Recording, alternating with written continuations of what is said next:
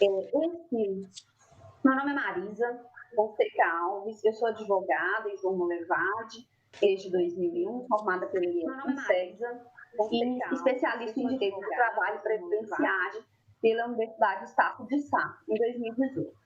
Sou advogada e também sou vice-presidente da AMA, Associação Mulheres em Ação de João Molevade.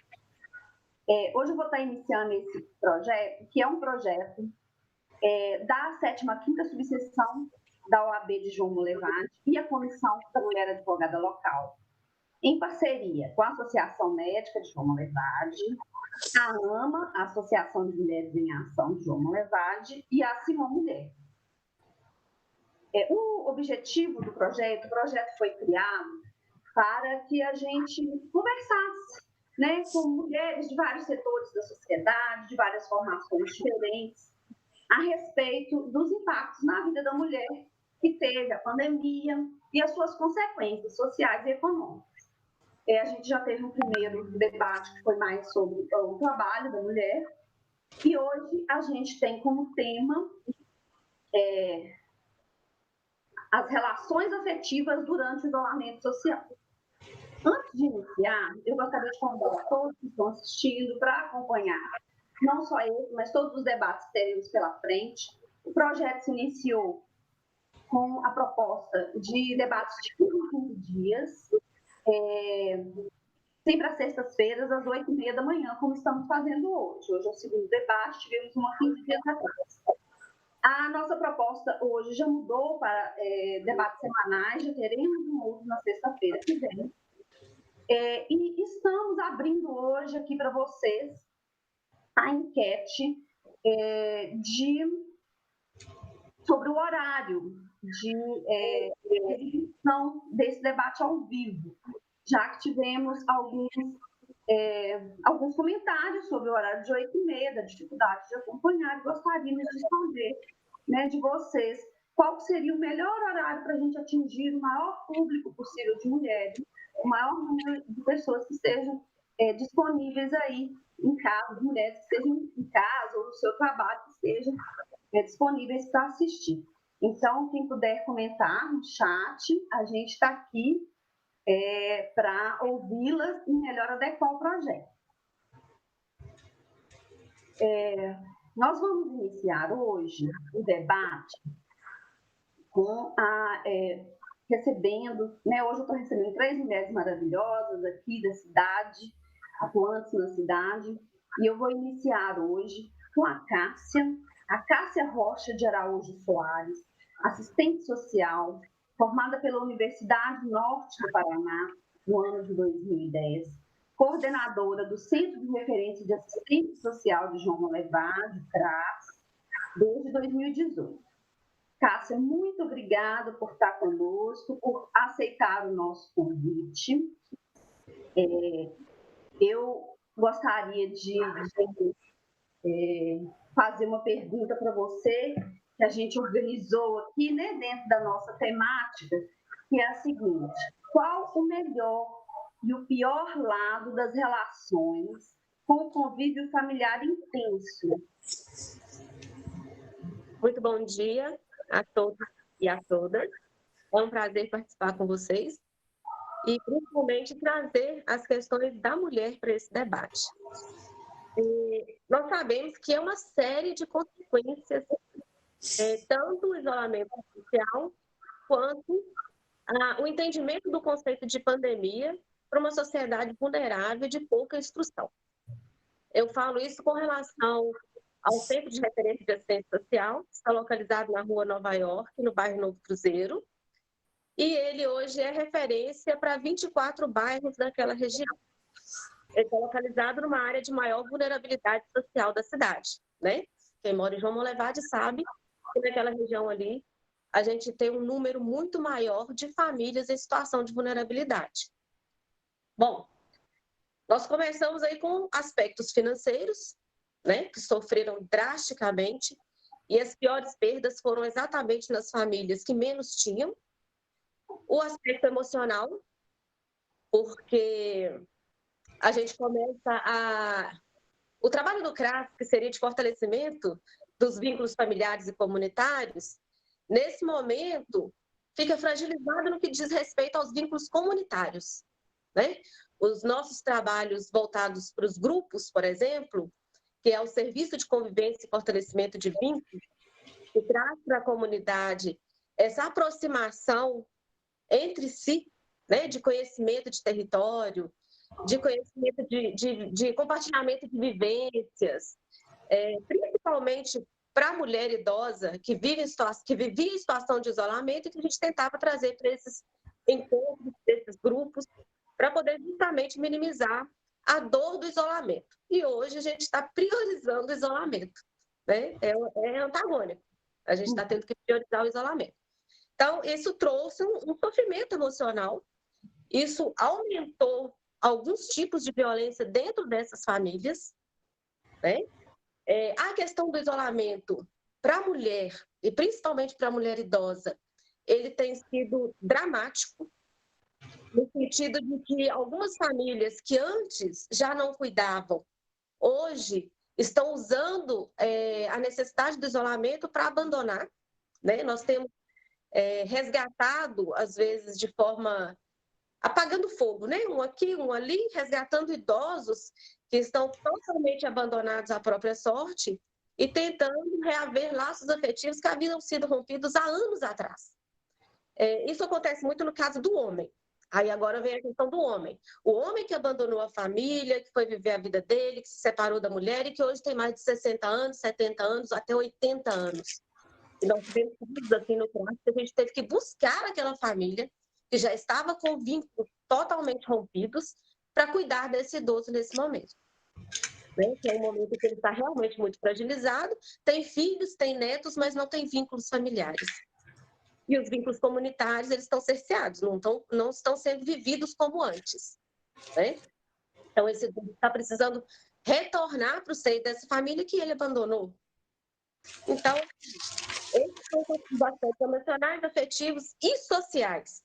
Os sociais, eles são ainda piores, porque nós continuamos tendo todos os nossos serviços sociais funcionando, socioassistenciais, psicossociais, CRAS, CREAS, secretarias de assistência social, porém de uma forma reduzida.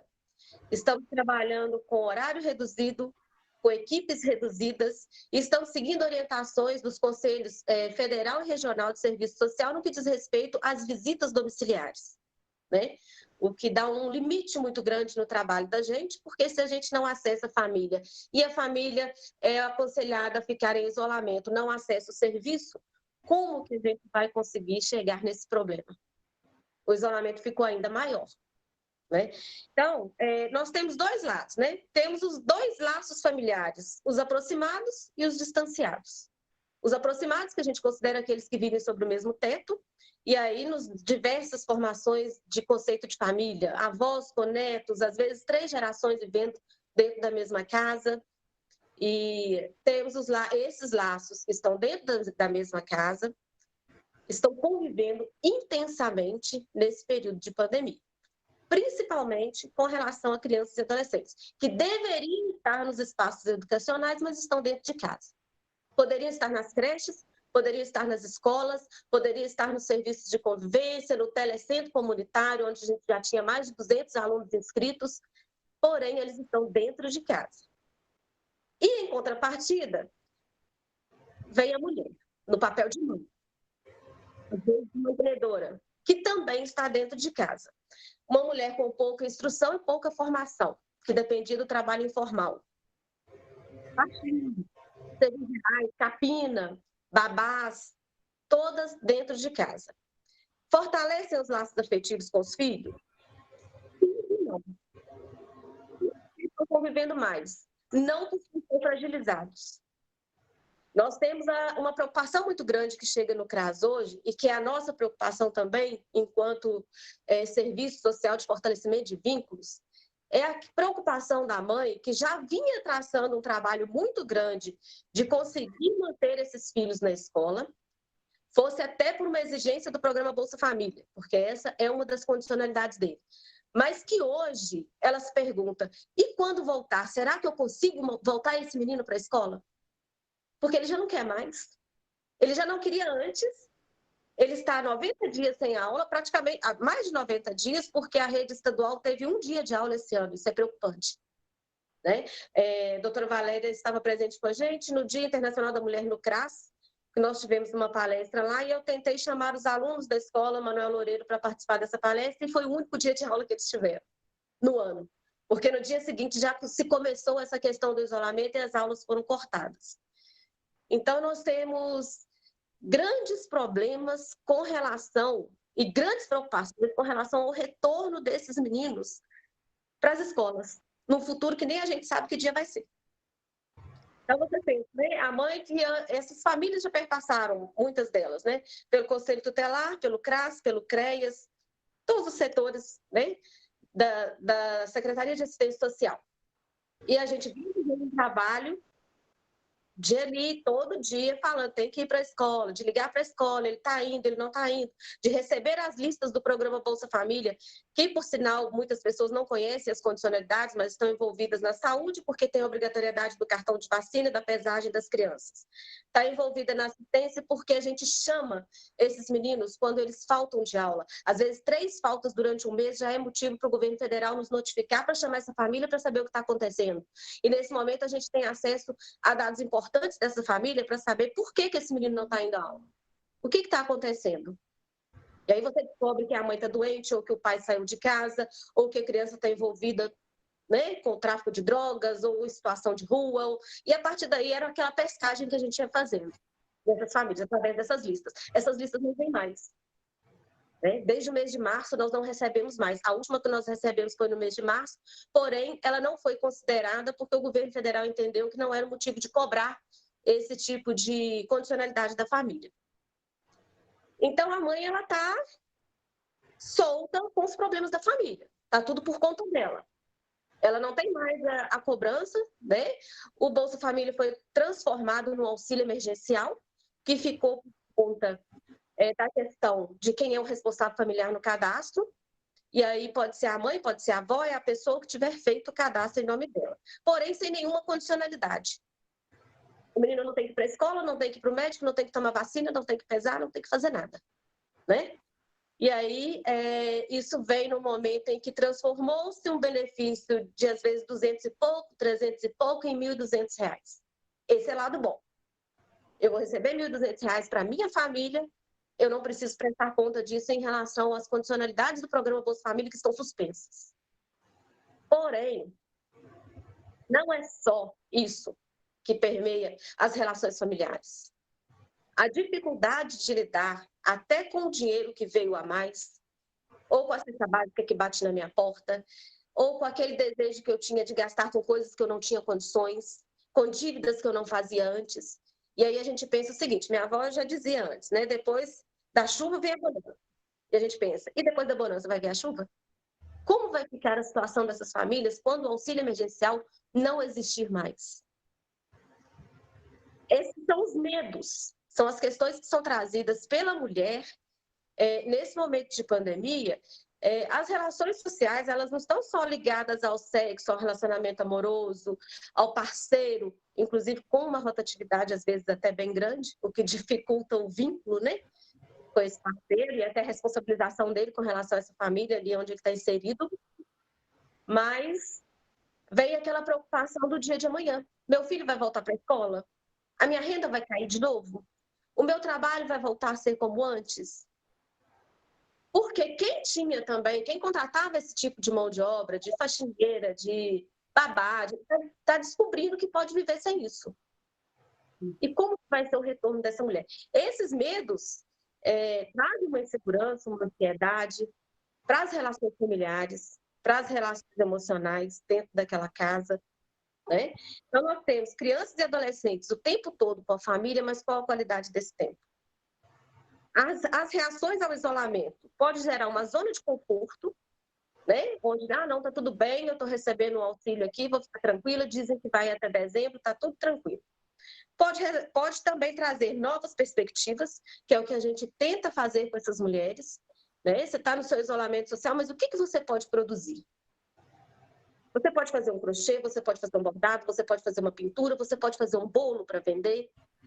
Você pode fazer uma pizza para entregar, você pode fazer um grupo no WhatsApp, vender roupa íntima, vender... Então, a gente tenta o protagonismo dessa mulher nesse período em que ela está muito ociosa e com várias perguntas e questionamentos que, às vezes, nem nós, enquanto profissionais, temos respostas. As angústias e o medo, que eu acabei de falar, e os efeitos e as reflexões sobre vários aspectos da vida, que vão sendo trazidos justamente porque no isolamento a gente é meio que obrigado a conversar consigo mesmo, né? A se autoconhecer, as minhas capacidades. A mãe que às vezes deixava a criança na creche às 7 da manhã e buscava às 5 da tarde. Hoje ela tem que se preocupar o que ela vai fazer com essa criança de 7 às 5. Não é só levar e deixar na creche mais, né? Tem todo um dia para ser preenchido. Então, é o momento de compreender essas diversas abordagens, o autoconhecimento, ouvir os silêncios, né, que essas mulheres têm chegado, algumas delas com problemas de educação dentro da casa, o avô, o neto, e ela está ali no meio tentando equilibrar essa relação que está intensa nesse momento, né? Aquele neto que saía mais de casa, que agora está mais tempo dentro de casa e já entra em conflito com a avó ou com o avô por causa de conflito de gerações mesmo. A vida do casal é uma outra dificuldade. A gente já sabe que a relação enquanto depois do trabalho já é o suficiente, agora você imagina quando não tem o trabalho, né? E aí a gente tem recebido também homens com queixas que trazem da seguinte maneira, questionando a questão da mulher estar recebendo esse auxílio emergencial, porque ela era responsável familiar até então no cadastro, e ele agora está desempregado. Porém, ele está no cadastro dela, como companheiro. Então, ele não consegue fazer o cadastro digital no celular dele. Ele passa a ser dependente do cadastro dessa mulher e do dinheiro dessa mulher. E aí ele começa a perguntar para a gente, né? De chegar lá no caso e falar o seguinte, olha, minha mulher está recebendo R$600 aí do Bolsa Família, eu quero saber se esse dinheiro é dela ou se esse dinheiro é meu. Né? Porque ele passa a ser dependente. Para alguns é zona de conforto, para outros incomoda. Depender da mulher nesse momento, não conseguir um trabalho, não conseguir uma capina. Outra situação muito constrangedora que está envolvendo os homens e que aumentou muito nos nossos atendimentos é o número de homens recorrendo ao CRAS para pedir cestas básicas. Né? A mulher ela já era mais natural esse tipo de atendimento para a mulher. Agora está vindo o homem. E aí ele disse para mim, olha, minha família não tem o que comer, eu estou com vergonha de estar aqui, que se eu não estivesse precisando, eu não viria. Ele geralmente começa a conversa dele dizendo que está com vergonha. É o sentimento de humilhação mesmo daquele que era o mantenedor de uma família que agora não consegue ser mais. Essa frustração é levada para dentro de casa. Essa frustração é percebida pelos filhos e principalmente pela esposa, né? Que nesse momento começa a perceber que não dá mais para viver naquela família tradicional de antigamente, onde o homem sustentava a casa e a mulher cuidava do serviço doméstico. Nós temos papéis sendo invertidos aí, né? E aí... eu vou te pedir só para finalizar, porque a gente tem um tempo aqui, fazer a pergunta para as outras.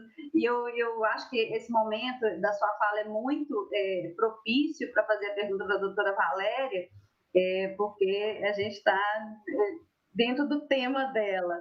Eu queria te agradecer muito, tá? Você vai finalizar, quer dar uma...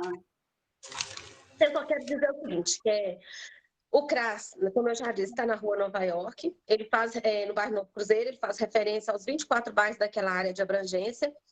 Se vocês precisarem procurar o CRAS, quem está assistindo esse vídeo, né, e se entender nessa situação, não faz diferença a condição social, nem financeira, pode nos procurar e nós vamos ter todo o prazer desse mundo de atender, de orientar, de escutar, de poder estar de uma forma mais efetiva na vida dessas pessoas. Muito obrigada, tá? Obrigada mesmo, a sua colaboração foi muito valiosa, eu acho que é muito importante, a gente trouxe aqui muito a fala, nossa fala, enquanto mulheres empreendedoras, mulheres autônomas, com uma formação universitária, e você trouxe para a gente aí esse outro lado de comunidades carentes, de uma mulher que a gente ainda não ouviu, né? Mas você está aí muito bem representando essas famílias e essas mulheres para dizer quais são as dificuldades delas nesse momento. Muito obrigada, viu? Eu quero fazer agora a pergunta, receber aqui nossa ilustríssima doutora Valéria, que é muito atuante na cidade, muito colabora com a mulher em todos os projetos que tem aqui na cidade pela mulher. A doutora Valéria Maria Moreno Jacinto, diretora regional da SOGMIG, Associação de Ginecologia e Obstetrícia de Minas Gerais, especialista em sexologia pela USP, sócia da Medlab, Laboratório Médico, diretora social da Associação Médica de João Molevade. Obrigada, doutora Valéria, por aceitar nosso convite, por estar em mais uma empreitada com a gente, você está sempre presente. E eu gostaria de fazer uma pergunta para você a respeito, a última fala da Cássia foi justamente sobre os relacionamentos conjugais, sobre esse homem que está em casa, sobre esse homem que está sem renda, e essa mulher que está com os filhos. Como que estão as relações conjugais? O que houve de diferença? Qual foi, na sua experiência de médica, de sexóloga, quais que foram os reflexos nessas relações conjugais? Bom dia, meninas, vou chamar vocês de meninas. Bom dia quem nos está ouvindo. Quero muito agradecer o convite, é um prazer enorme estar aqui. Já entrando no assunto, vou dizer o seguinte, é tão rico a gente ouvir uma outra, que ouvir Cássia agora, a gente aprende tanto. Em 10, 15 minutos que ela falou, eu digo, gente, tem todo um mundo, um lado que às vezes a gente não está no dia a dia, mas que ele existe, que é a maioria das pessoas, né? Então, as disfunções sexuais, minha gente, vamos dizer, o que tem acontecido entre as pessoas, entre os casais? É sempre uma consequência. No dia a dia, ele já é uma consequência de como a gente tem vivido, desse todo que Cássia estava falando aí. Olha. Se chega um homem frustrado, angustiado, né, nessa nova situação, e que todos temos que adaptar, em casa isso tem uma consequência grande, né, para os dois lados. No homem, essa dependência pode ser traduzido em uma violência, que nem sempre é uma violência física, mas pode ser verbal, psicológica, como uma consequência do que ele está vivendo. Não é que... A gente tem tido um relato muito grande, né, de que a mulher que disse, não, ele sempre me tratou muito bem, ele sempre foi calado, e de repente ele começa a falar, e de repente... Mas isso é um nervosismo, ele agride sem querer. Isso é o homem. O lado feminino é tudo que Cássia falou e que você já falou aí também, Marisa. Eu sou o centro de tudo, eu sou o esteio de tudo. Então, como fazer essas pessoas todas relacionarem? E a mulher, principalmente, o lado sexual dela tem a ver com o que ela vive no dia a dia. A noite é um reflexo do que aconteceu de dia. Então, assim, sexualidade, muito mais do que genital, que é a genitalidade, pênis e vagina, ele é comunicação. Ele é como a gente está se sentindo. Então, à noite é tradução do que aconteceu de dia. Se eu tenho, durante o dia, alguém que me distratou, alguém que falou alguma coisa, que às vezes não precisa ser tão... para o lado masculino, ele acha que aquilo não é tão ofensivo, mas para ela vai sentindo, para ela aquilo é forte. À noite ela não está preparada. A sexualidade exige preparação durante o dia para o que vai acontecer à noite. Se de dia, em qualquer nível socioeconômico, cultural, tá? Não é só esse público a que Cássia está se referindo, não. A classe média, aquela mulher que sai, que trabalha, mas se de dia a preocupação dela o tempo todo está em torno do que é que eu vou fazer com esses meninos aqui dentro de casa que não estão indo para a escola? Eu não sei se amanhã a gente vai ter dinheiro suficiente para pagar o que eu já contraí anteriormente, não só da agora. Se de dia eu estou focada nisso, à noite você continua o que aconteceu de dia. Você não consegue separar, né? Vou deixar os problemas aqui e vamos mergulhar nesse relacionamento, né? Nessa parte sexual. O homem faz isso com mais facilidade, já é dele.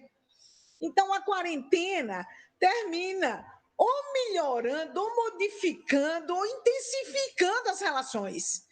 Se a gente já tinha bem, se já era uma coisa assim, de cumplicidade, isso, né, balança um pouco, mas ele consegue seguir. Agora, se o negócio já era mal, foi exacerbado aqui agora. Então, termina desencadeando. A ansiedade e a depressão causada aqui por esse medo do que vai acontecer, essa incerteza, a insegurança do que é o nosso futuro, se isso já vem sendo exacerbado pela quarentena, com certeza vai se replicar no relacionamento conjugal, sexual ou afetivo. Tá certo? Porque a gente tem dois momentos, minha gente. Um é o momento que a gente conhece a pessoa. Na sexualidade, a gente diz assim, olha, principalmente a mulher que carrega os sonhos, as fantasias, os tabus, as perspectivas.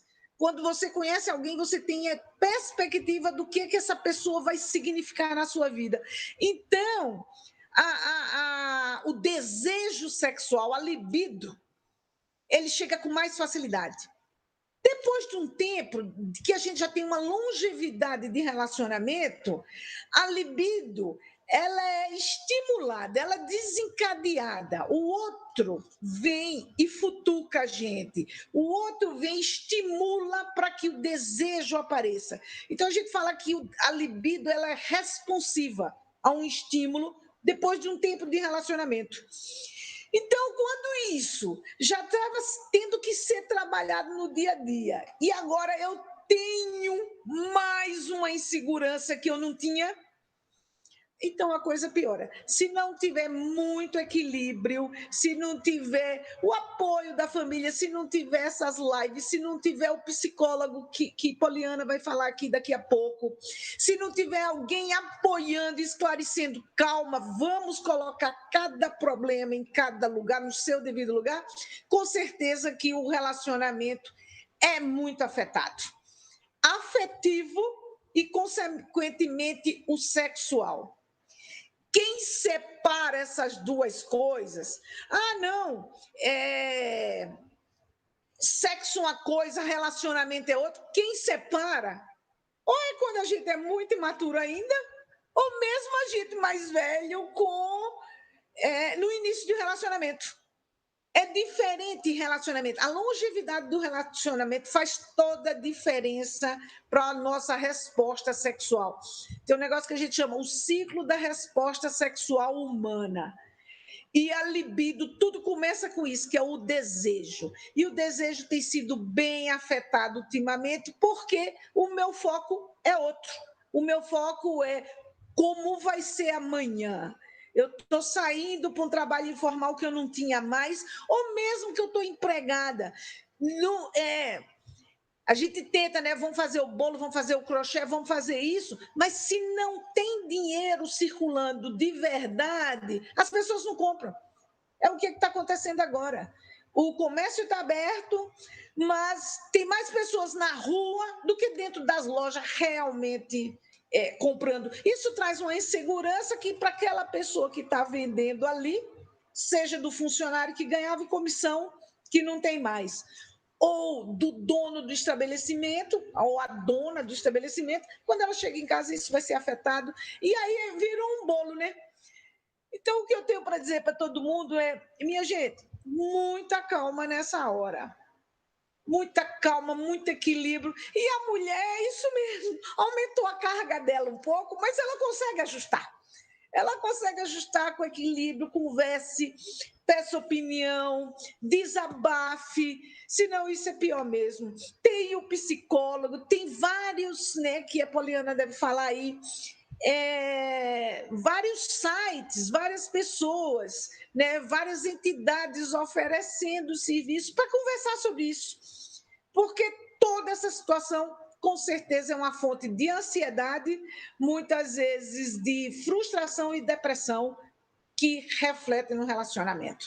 Mas sexo é isso, é comunicação, e a gente tem que fazer o que é mais difícil, é dizer, respira fundo e vamos ajustar. Tem que ter ajustes, né? Que é o difícil. Mas a gente está sempre tentando. É isso que eu teria para falar para vocês, minha gente, no nosso curto espaço de tempo. Mas estou à disposição para questionamentos. Muito obrigada, doutora Valéria. É sempre um prazer te ouvir. É sempre, a gente aprende muito sempre te ouvindo. E foi muito boa a sua colocação. É muito importante a gente falar sobre sexo também, que é um assunto que ficou de fora, né? Porque ficou parecendo menos importante nesses tempos em que tudo é tão urgente, tudo é tão preocupante. E foi um assunto que ficou meio de fora. É importante a gente falar sobre isso também. Eu queria aqui, acompanhando o chat aqui, até replicar o agradecimento da Erci, nossa parceira também aqui. Muito bom ouvir estes profissionais, eles fazem muita diferença na vida das mulheres que estão carentes de tudo nesta vida. Então, é muito importante mesmo a gente estar ouvindo, né? A posição de cada uma, a vivência de cada uma dentro da sua profissão, para a gente estar trazendo um acalento aqui para todas nós, que estamos todas nós com a carga duplicada, triplicada, e passando por dificuldades nesse momento. Muito obrigada, senhora, viu? Eu quero falar agora, eu quero pedir novamente para quem estiver no chat, nos acompanhando, que opine sobre o horário dos debates, porque a gente vai fazer um próximo na sexta que vem, e a gente já quer saber se mantém esse horário das 8h30, se é um horário do dia 26, né, sexta que vem, se mantém esse horário das 8h30, ou se vocês têm um horário que seja de sugestão, que seja que a gente possa abranger um número maior de pessoas. Então, quem estiver no chat acompanhando, pode fazer perguntas, mas também opinar sobre o horário, tá ok? Então, doutora Valéria, como você estava dizendo, a gente tem que reagir, a gente tem que procurar ajuda. E aí eu vou conversar agora com alguém que pode nos dar um rumo da ajuda, não é isso? Vou conversar com a Poliana Brandini, ela é psicóloga clínica, formada pela PUC, Minas Gerais, em 1995, especialista em RH pela UNICEF, em 2007, é professora universitária, técnica em psicologia da Prefeitura de João Molevade, lotada no César. Poliana, muito obrigada pela sua presença. Eu que agradeço, né, pelo convite, pela disponibilidade. Muito obrigada, né, pelo convite. Isso. A pergunta para você hoje como a pandemia tem afetado nosso bem-estar familiar e social, como fica a nossa saúde mental diante do Covid? Então, na medida que a Cássia foi falando, depois a doutora Valéria, vai dando uma vontade de participar, né? De ir lá, pontuar, fazer algumas colocações, porque como os 3 temas, né? Como que as 3 falas, apesar da gente não ter conversado antes, como que elas se encaixaram, né? Eu vendo aqui como que elas se encaixam, né? Então, assim, falando um pouquinho do modus operandi, né? De nós, seres humanos, de como que a gente funciona. O que eu percebo, né? A gente tem falado muito da questão da violência, das agressões dentro de casa, desse ambiente que ficou mais tensionado, que ficou mais difícil a convivência, né? Então, a gente está partindo dessa discussão e a gente vê o seguinte, a agressividade, ela sempre fez parte da vida do ser humano, né? Isso é inerente ao ser humano, aos animais, a nós, principalmente, né? O que nos balanceia e o que nos faz a gente nos faz ter um equilíbrio, é a relação que a gente vai estabelecendo, né? Aquilo que a gente espera, aquilo que a gente vai construindo na relação com o outro, né? Então, o ser humano, nós temos uma ação e uma reação. Quando você está ali, dentro de casa, no ambiente, não é permitido mais você sair, se divertir, quebrar um pouco essa rigidez, né? Quando a doutora Valéria fala assim, a sexualidade, o sexo, ele acontece durante o dia, né? Para à noite a mulher está bem, o casal está sincronizado. Às vezes você está ali numa relação tensionada, você propõe, vamos dar uma saída, vamos numa pizzaria, vamos comer alguma coisa, vamos chamar uns amigos, vamos dar uma volta. Então, esse clima de tensão, esse clima de estresse, ele vai se diluindo. Na medida que você não tem muita válvula de escape em função da quarentena, você tem que lidar com aquilo que está ali, né? Você tem que puxar. E aí é um exercício mesmo, né? De muito esforço, de muita dedicação. E não adianta só um fazer. Né? As relações, você tem pai, você tem mãe, você tem filho, aí você tem um adolescente, você tem um outro pré-adolescente, a comunicação já não flui ali também, é um brigando com o outro, um implicando com o outro, é briga pela televisão. Então, essas relações, né, ali no dia a dia, e o tempo vai passando, e passa um mês, e passa 2, e passa 3, né? Aquilo vai funcionando de uma tal forma que é importante, né, a família sentar e determinar algumas coisas. Né? Depois eu vou falar um pouquinho aqui mais, de uma forma mais simples, que eu sei que a gente não tem tempo, mas o que é possível fazer para ter um ambiente familiar menos estressante, né?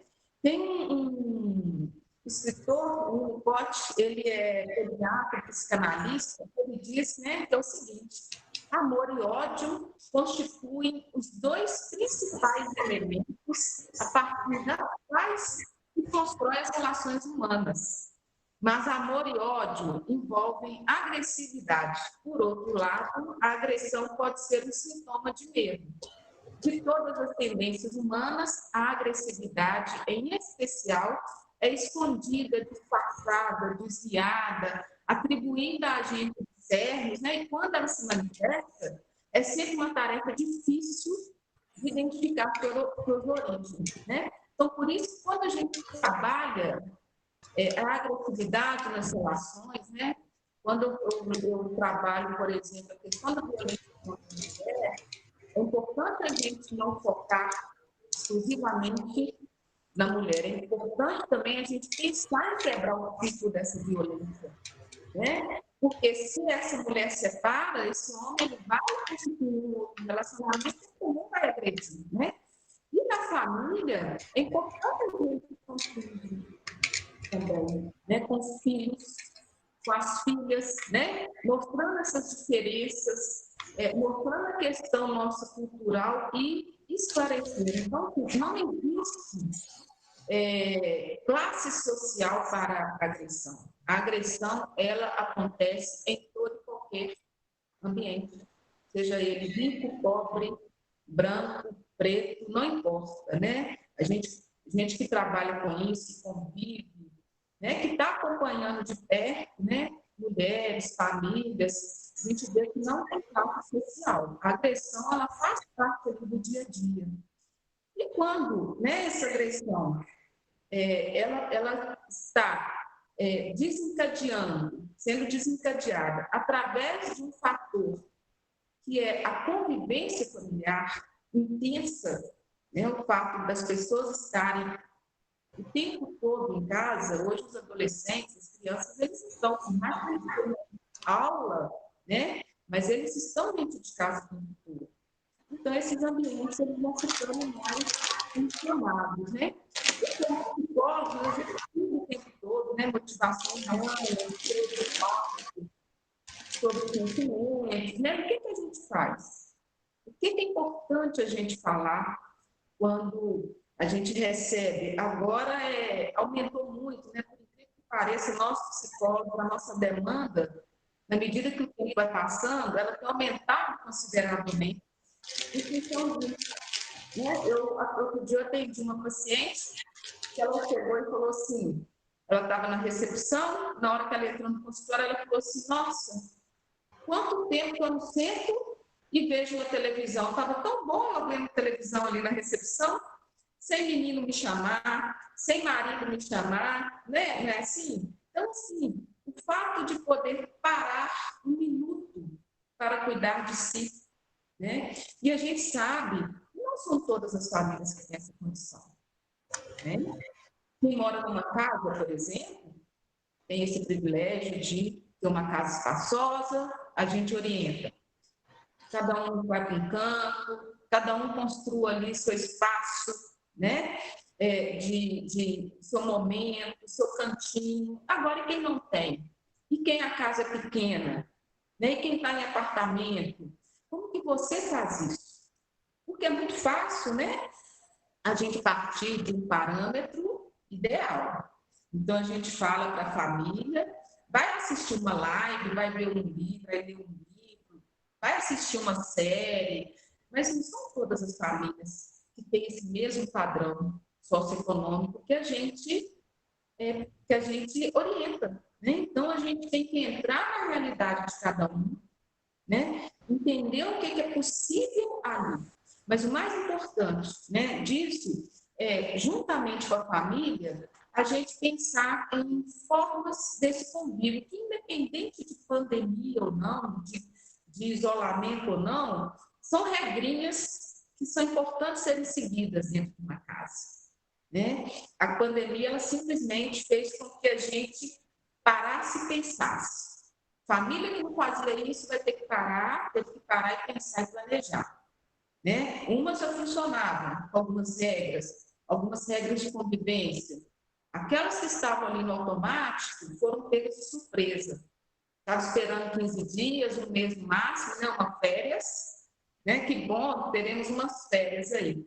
E de repente vem toda essa indecisão de não saber o que vai acontecer amanhã, o que vai ser mês que vem, né? Como que vai ser isso daí.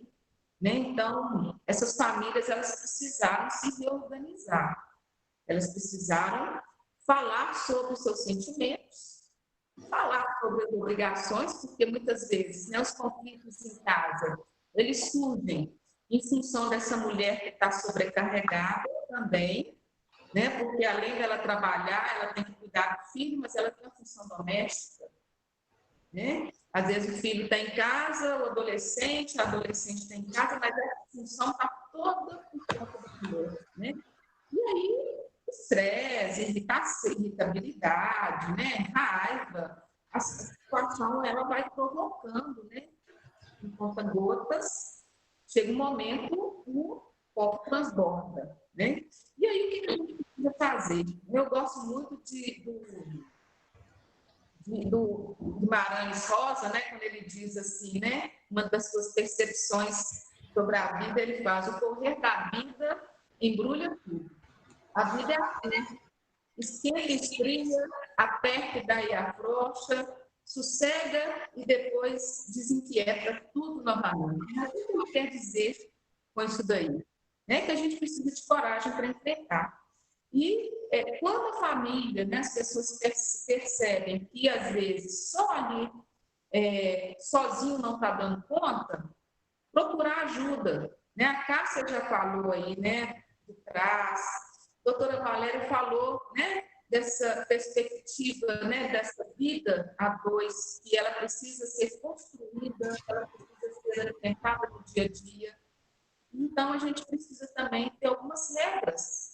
Agora, principalmente, né, algumas regras. Eu acredito muito que as famílias, elas estão se reinventando, né?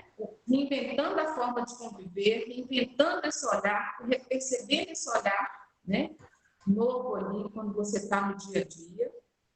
Um percebendo o outro de uma forma mais intensa. E aí a gente tem que parar, né, e pensar: o que eu preciso fazer na situação X, na situação Y? Então, nós temos, né, algumas situações, por exemplo, as expectativas que a gente constrói em relação ao outro. Seja em relação ao que o meu filho vai fazer, seja em relação ao que a minha esposa vai fazer, o meu marido vai fazer, né? E aí a gente pensa, o último conflito que eu tive foi por quê? Foi por causa de um ruído na comunicação, né? Foi por causa de uma fala, de um tom, foi por causa de uma palavra que eu expressei de uma forma que não foi legal, que não foi bacana.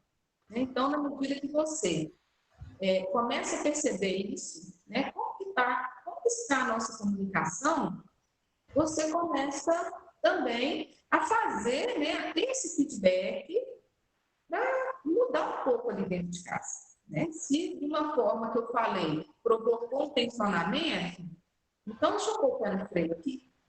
Né?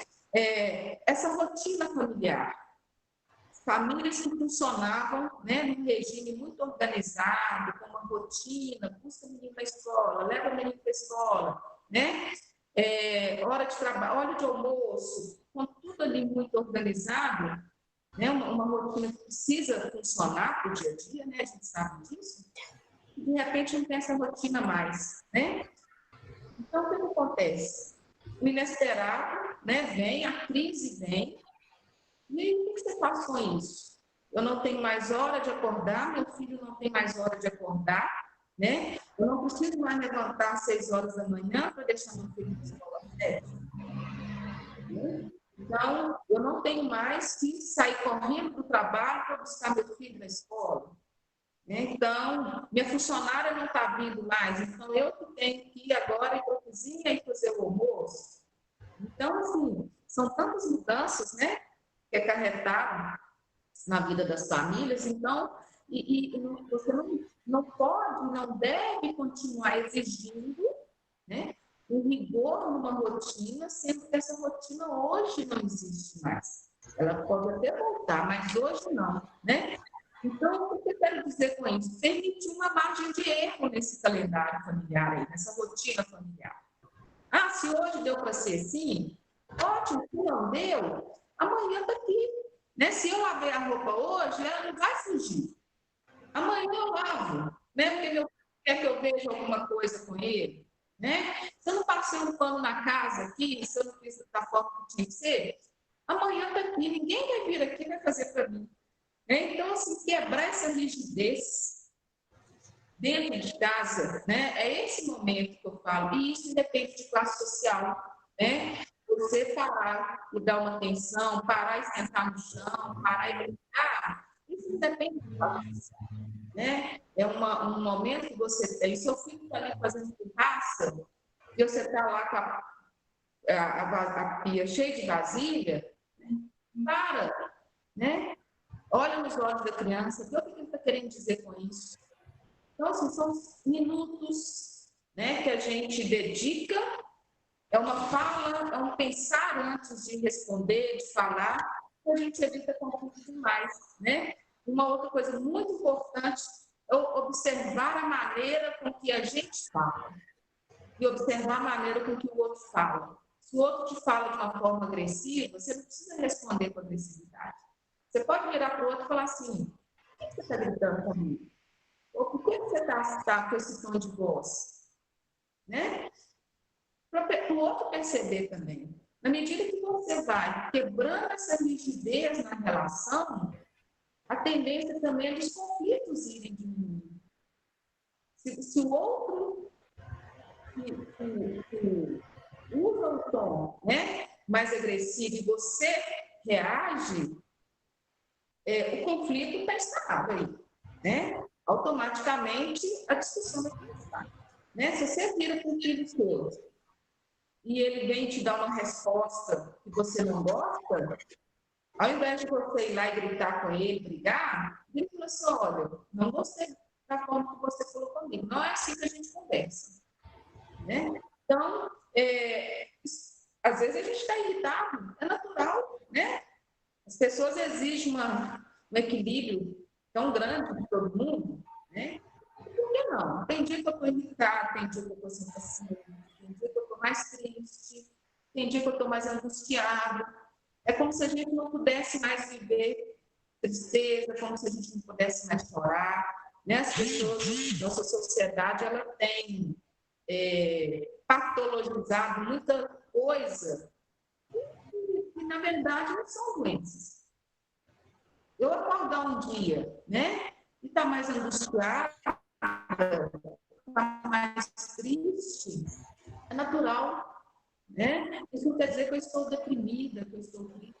Só um dia eu estou mais ansiosa um pouco com alguma situação, é natural também que eu fique, né? É preciso que eu tenha um pouco de ansiedade para eu poder sair do lugar também, né?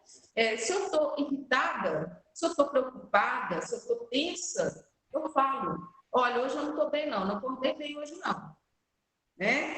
Então, assim, tem casas que eu tenho trabalhado, por exemplo, de colocar umas carinhas. Então, cada um coloca a carinha lá na cozinha de como você acordou hoje. Aí tem carinha, né? Eu tenho uma paciente minha que as carinhas, a maioria são todas aquelas vermelhas raivosas, né? Então, assim, eu tenho trabalhado com ela essa carinha. Então, todo dia ela está com raiva, todo dia ela está mal-humorada, porque ela não pode ir para a academia, porque a mãe põe ela para trabalhar, e aquela confusão, e aquele transtorno dentro de casa, então ela já acorda enfurecida, né?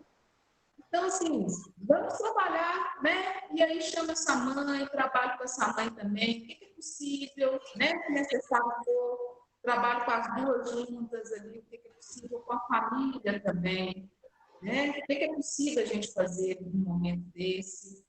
Então, e ser flexível, né, gente? Não adianta nesse momento, que a gente mais tem que trabalhar isso, é essa flexibilidade, né? Porque nada mais está sob o nosso controle, né? Na verdade, a gente não sabe como que será daqui a um mês, né? Então, as regras, elas precisam ser estabelecidas, né, dentro de casa, para essa harmonia familiar, porque senão vai ter gringolar e tudo, né? Então, a gente precisa parar e pensar, e cada um pensando ali, né, fazendo a sua parte. Não quer dizer, eu costumo dizer, gente, falta de conflito, de discussão, não é falta de problema, muito pelo contrário. Né? Se não está discutindo, se não tem problema, alguma coisa está errada. Porque as pessoas são diferentes, né?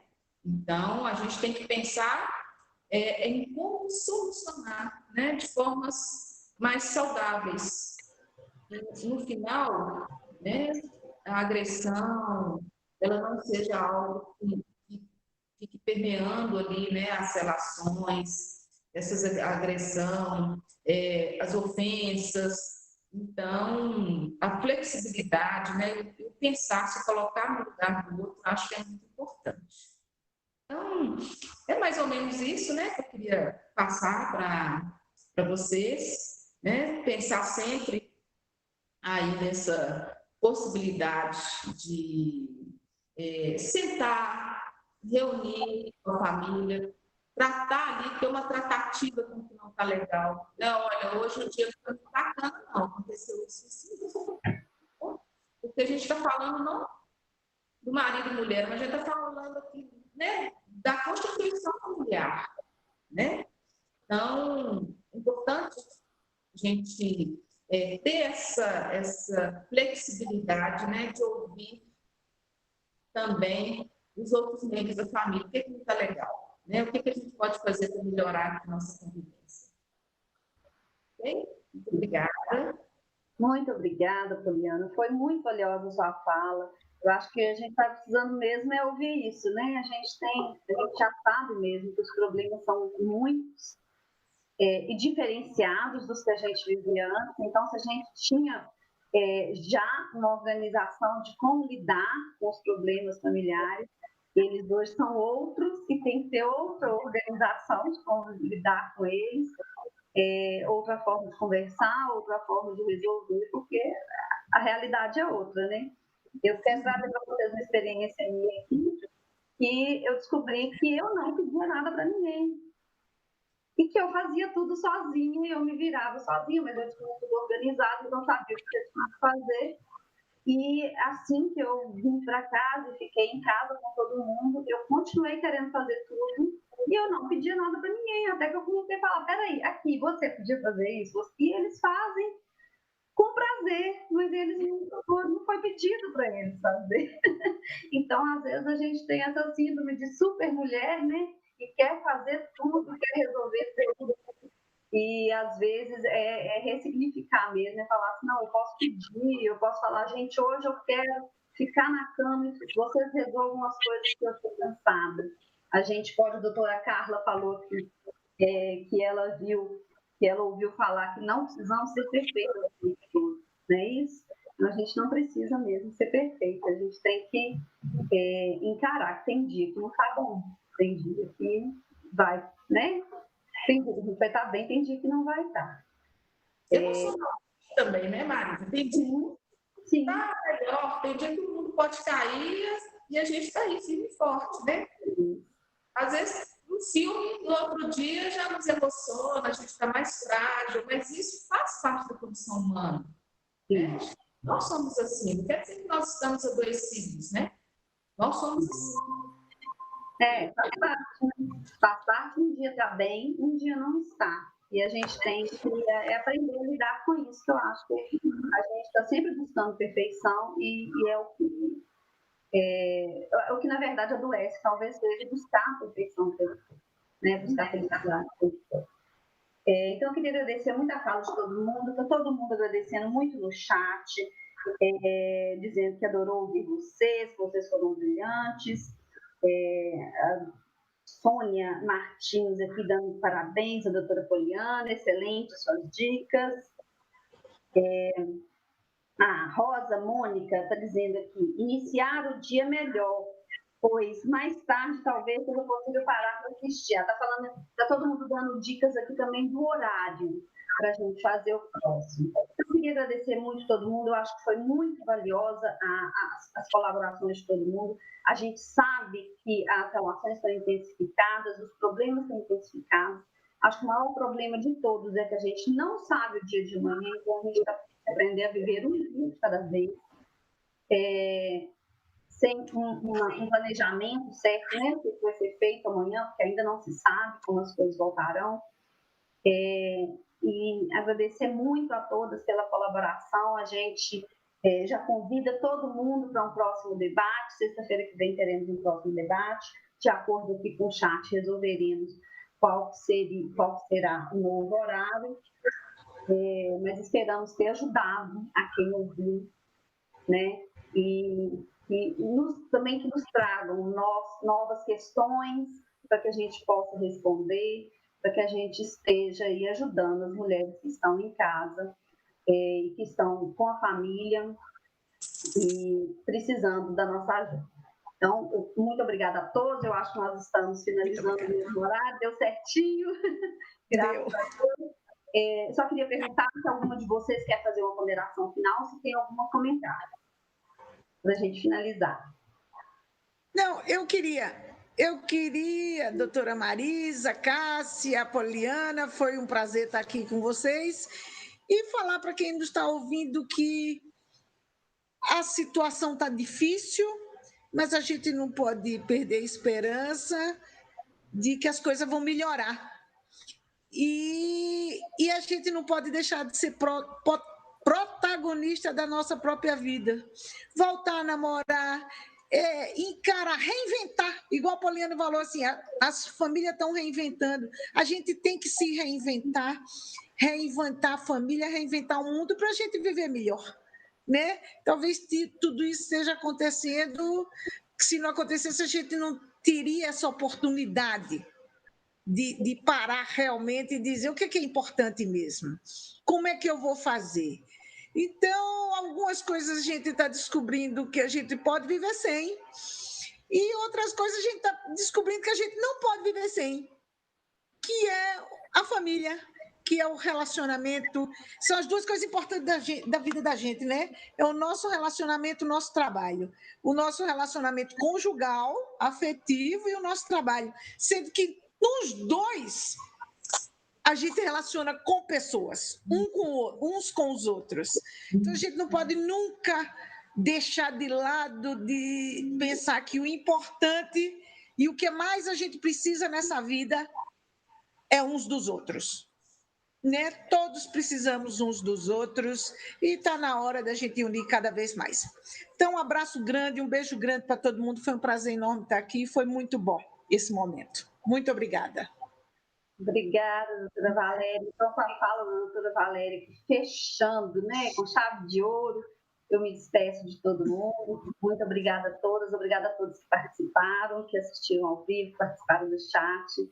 E até uma próxima oportunidade. Beijo para vocês. Beijo enorme. Obrigada. Tchau. Tchau.